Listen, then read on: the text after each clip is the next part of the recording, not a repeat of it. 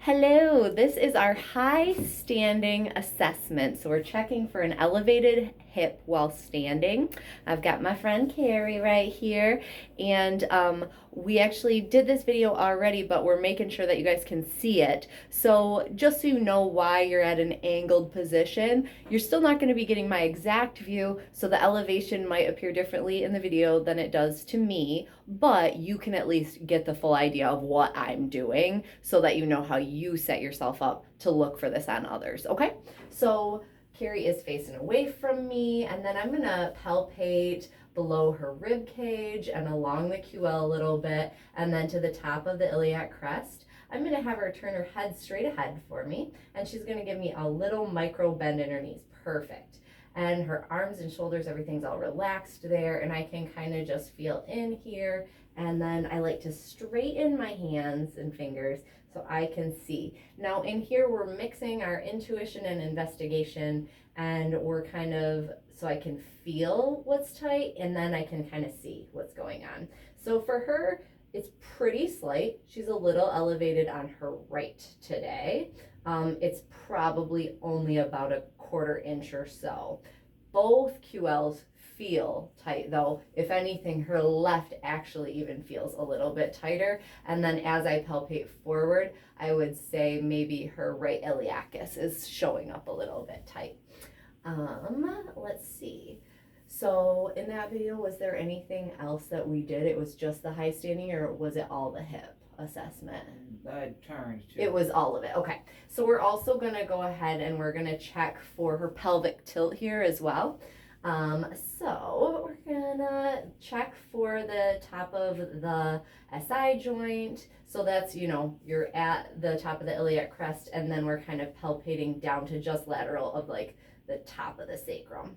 And then I find those points, and this is actually another test. So it's showing me here, she's actually a little bit higher on her left, which that translates from that high QL on the, or that tighter QL on the left. So now I'm gonna have her turn all the way to her right to face this mirror wall. Great. Now I'm palpating her PSIS, which is what the bony landmark on the back, and then her ASIS in the front. And then I'm taking this side view. And from here, she's got about 2.5 inches of tilt here. A half inch is pretty normal. She also, we talked about, I think in the other video, sometimes people have like the illusion of more of an anterior pelvic tilt, and she has a little bit of that because she has such well-defined gluteal muscles. Lucky lady. So, but she does have a true one as well, and you can tell because you're on the bony landmarks. So we have, like, it might look like it's more drastic, but when we're actually on PSIS and ASIS, it's a little bit less. All right, let's have you turn and face that way again for me. And back on the PSIS. Now let's turn all the way to the left, please. Thank you. And now we're seeing a little bit more tilt here, probably closer to like 4 inches. So definitely great thing that we checked for, because we want to make sure that we correct that on her. And you will find that happens a lot. And again, with that really tight QL on the left, it makes sense that she's going to have this like elevation here. And so she's overextended in the front a little bit. Now go ahead and turn this way for me. Beautiful.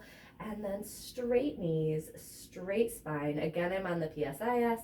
And this one is also pretty subtle, and so you're gonna pay attention to what feels like it moves first and look, but try and get both your palpation and visual feedback. So straight knees, straight spine, slowly tuck the chin to the chest, slowly curling, rounding, let the arms and hands just relax. Good.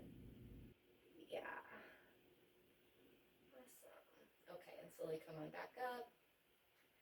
So her left side moved much more, but her right side presented first. It was really subtle. And so one great thing about correcting the upslip is actually that if you correct the opposite side, like the wrong side or whatever, it actually can still correct itself because it's so neurologically based of a release.